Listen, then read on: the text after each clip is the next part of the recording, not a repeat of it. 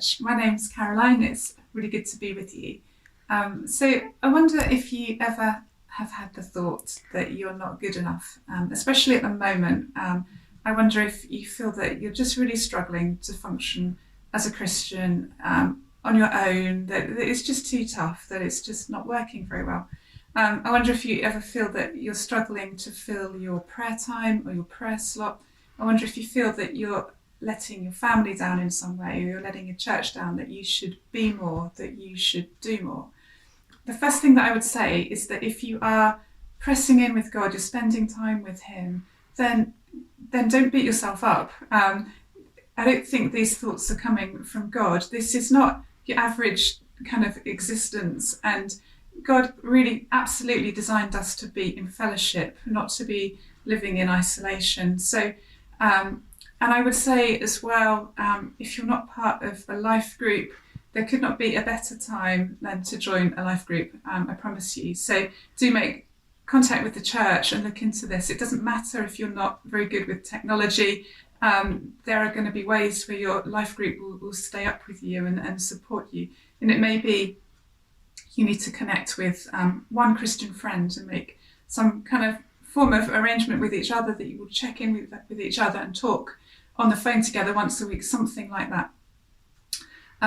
So my experience recently of feeling that I'm kind of not doing enough, that it's not kind of happening, that's not working well, is that I suffer from migraines, and when I get them, they can be really bad, and they can go on for about 3 days. So over the last week, I had a migraine, and I settled down with God one day, and I was just really frustrated because I was in so much pain that I couldn't pray properly, and I just felt that there was this blockage, this kind of brick wall, and I just couldn't kind of connect with God as I wanted to.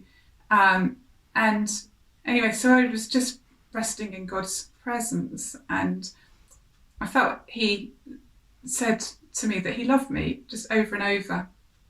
And then I had a picture in my mind's eye of myself, and I was crouched in front of Him, and I was just really small, in like a little ball.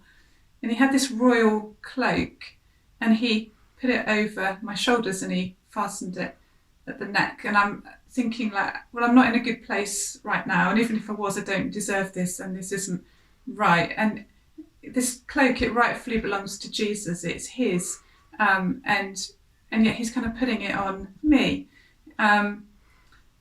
And as I kind of thought about this, He does this for each of us. None of us deserve Him, and yet He puts His righteousness on us. He drapes over our shoulders what's rightfully His, and He welcomes us and He honours us in such an incredible way. And we know we don't deserve it, and yet His warmth and His welcome is just so phenomenal. And it's because of what Jesus has done that we are involved with God in this way.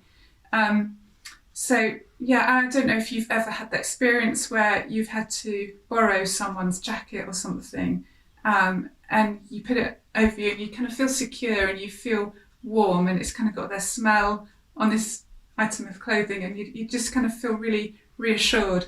This is what Jesus does with His cloak of righteousness for each of us. So think about what you're putting on, and what God's putting on you, because He's not putting a guilt trip on you at all, but He's putting His love and His acceptance over your shoulders. I just wanted to read from Romans chapter 8, verse 15 onwards. So you have not received a spirit that makes you fearful slaves. Instead, you received God's Spirit when He adopted you as His own children. Now we call Him Abba, Father, for His Spirit joins with our spirit to affirm that we are God's children. And since we are His children, we are His heirs. In fact, together with Christ, we are heirs of God's glory. But if we are to share His glory, we must also share His suffering. Thanks for listening, and God bless. Bye-bye.